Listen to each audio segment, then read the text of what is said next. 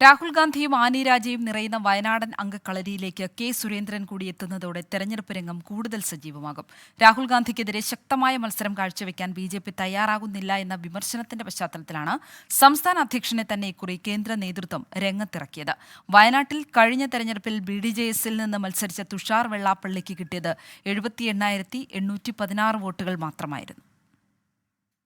പേരുകൾ പലത് പറഞ്ഞു കേട്ടിരുന്നെങ്കിലും ബി.ജെ.പി ഇത്തരമൊരു നീക്കം നടത്തുമെന്ന് ആരും കരുതിയില്ല.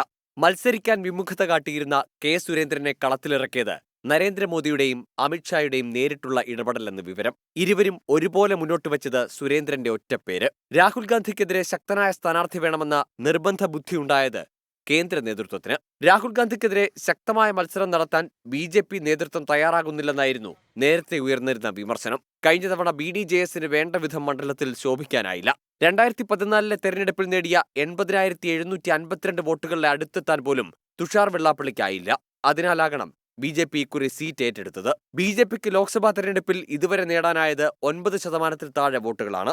ഈ അനുഭവമുള്ളപ്പോൾ വയനാട്ടിൽ ത്രികോണ മത്സര സാധ്യത എത്രത്തോളമെന്നാണ് രാഷ്ട്രീയ നിരീക്ഷകരുടെ കണക്കുകൂട്ടൽ. സംസ്ഥാന അധ്യക്ഷൻ ഇറങ്ങുന്നതോടെ വോട്ട് വിഹിതം ഉയർത്താനാകുമെന്ന പ്രതീക്ഷയാണ് നേതൃത്വത്തിനുള്ളത്.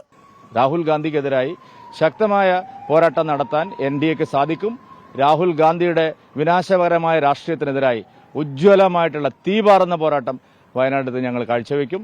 പ്രചാരണ രംഗത്ത് ഇപ്പോൾ ഉള്ളത് ഇടതുമുന്നണി സ്ഥാനാർത്ഥി ആനി രാജ മാത്രമാണ്. എല്ലാ പഞ്ചായത്തുകളിലും ഇതുവരെ ആനി രാജയുടെ സാന്നിധ്യമുണ്ടായിട്ടുണ്ട്. രാഹുൽ ഗാന്ധി വൈകാതെ മണ്ഡലത്തിലെത്തുമെന്നാണ് നേതൃത്വം വ്യക്തമാക്കുന്നത്. കഴിഞ്ഞ നിയമസഭാ തെരഞ്ഞെടുപ്പിൽ സി.കെ. ജാനുവിന് കോഴ നൽകിയെന്ന പരാതി ഉന്നയിച്ച പ്രസീത അഴീക്കോടും ഇക്കുറി മത്സര രംഗത്തുണ്ട്. കെ സുരേന്ദ്രൻ എത്തുന്നതോടെ ഈ കോഴ ആരോപണവും പ്രചാരണ രംഗത്ത് വീണ്ടും സജീവമായേക്കാം. 24 വയനാട്.